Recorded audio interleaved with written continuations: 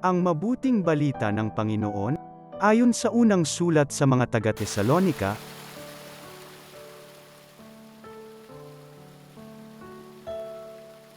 mga kapatid, hindi na kailangang isulat ko pa sa inyo kung kailan magaganap ang mga bagay na ito, sapagkat alam na ninyong ang pagdating ng araw ng Panginoon ay tulad sa pagdating ng magnanakaw.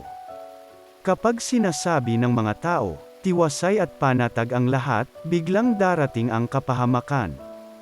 Hindi sila makaiiwas sapagkat ang pagdating nito'y tulad ng pagsumpong ng pagdaramdam ng babaeng mangganganak.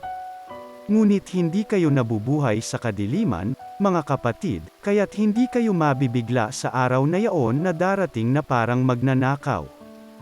Kayong lahat ay kabilang sa panig ng kaliwanagan, sa panig ng araw, hindi sa panig ng kadiliman o ng gabi.